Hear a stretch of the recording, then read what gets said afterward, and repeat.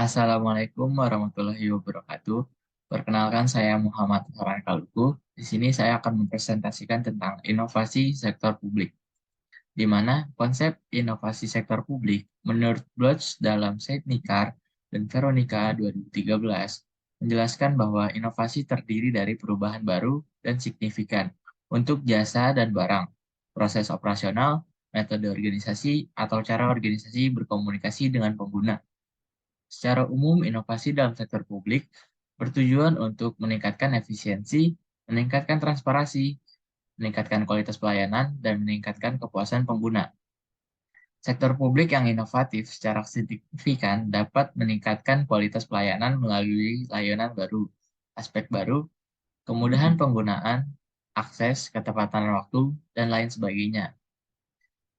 Inovasi yang digunakan dalam sektor publik menurut Bloch dalam Said-Nicar dan Veronica 2013, di mana menjelaskan 4 jenis inovasi yang digunakan dalam sektor publik, antara lain, yang pertama, inovasi produk, yaitu pengenalan layanan atau barang atau produk baru yang berbeda dengan jasa atau produk yang sudah ada.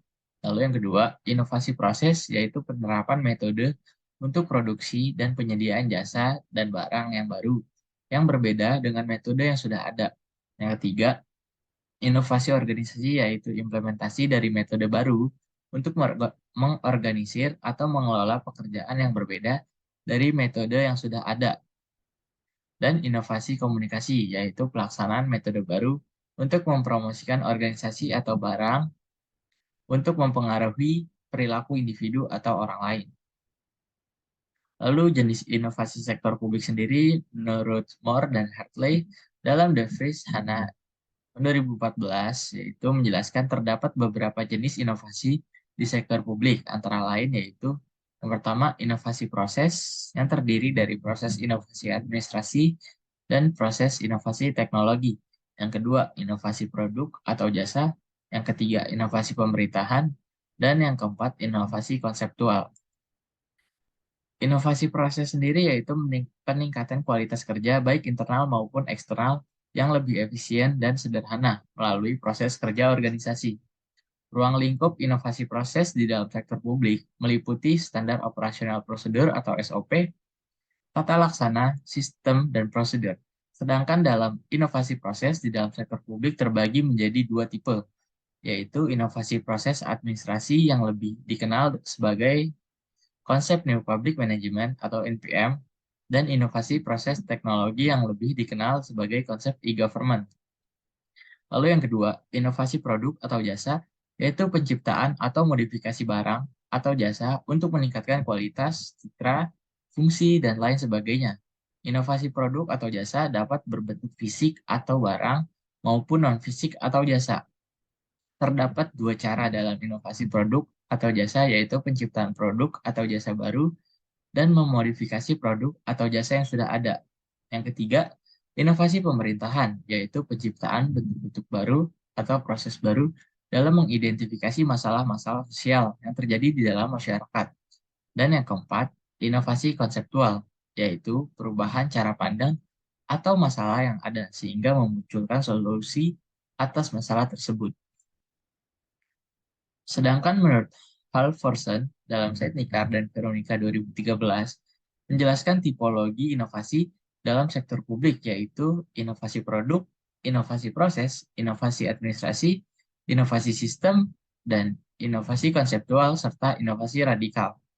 Meskipun secara umum terdapat 4 tipe inovasi dalam sektor publik, tidak menutup kemungkinan adanya perpaduan antara dua atau lebih tipe inovasi tersebut.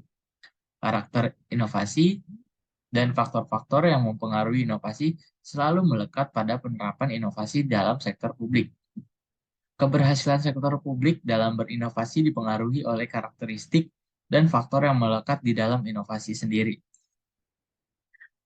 Selalu karakteristik inovasi dalam sektor publik menurut Moore dan Ben Basat dalam Aturan dan Teskan 2010 mengidentifikasi 3 karakteristik inovasi dalam sektor publik. Yang pertama, image, yaitu sejauh mana suatu inovasi dianggap untuk meningkatkan citra atau status seseorang atau lembaga dalam sistem tertentu.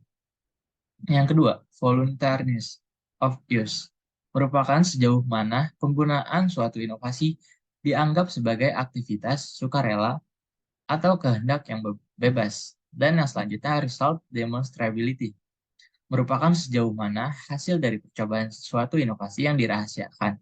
Semakin besar manfaat hasil percobaan, maka semakin cepat adopsi suatu inovasi. Dalam konsep inovasi pada sektor publik yang berkaitan dengan pelayanan kepada masyarakat memiliki muara, yaitu peningkatan kualitas pelayanan publik. Apabila dikaitkan dengan konsep pelayanan publik, maka suatu inovasi seharusnya dapat memberikan value added bagi kelompok sasaran.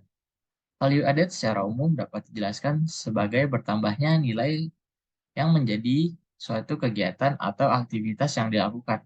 Oleh karena itu, value added dalam pelayanan publik diartikan sebagai kebermanfaatan yang dirasakan oleh kelompok sasaran.